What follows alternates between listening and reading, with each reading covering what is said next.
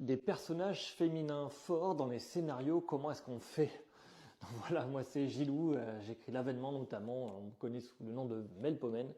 Et donc je vais te dire comment est-ce que moi j'arrive à calibrer, en tout cas j'essaie de calibrer mes personnages féminins. C'est un truc qui me tient à cœur. Dis-toi que dans l'idée,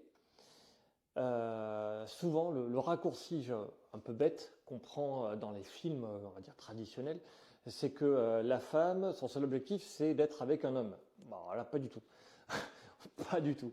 Moi, l'objectif dans mes romans, c'est que la femme, mon personnage féminin, elle a ses propres objectifs personnels en lien avec sa quête, avec ce qui compte pour elle. Je veux pas spoil ce que j'écris, mais tu vois, imagine, tu suis une voie de la magie, une divinité, tu vas tout faire en sorte pour qu'elle revienne. Bah, qu'est-ce qu'on a à faire d'un homme en réalité?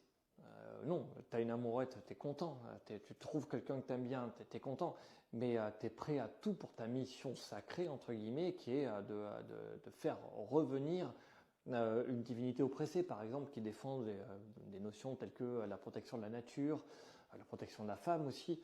Enfin voilà, tu as une mission supérieure qui dépasse ta condition, on va dire, sexualisée.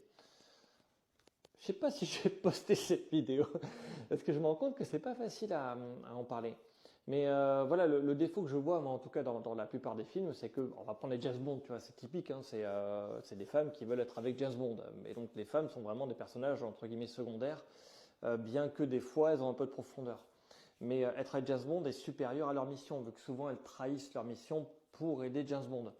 Tu vois, ça pour moi c'est pas des personnages féminins forts. Un personnage féminin fort, c'est en fait, ben, elle va trahir James Bond, elle va même le tuer pour réussir sa quête. Ça, c'est plutôt pas mal.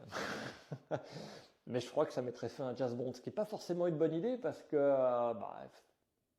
c'est quand même des bons films d'action. Hein. Bon, allez, c'était Gilou, n'oublie pas de t'abonner et ben, je te dis à plus tard.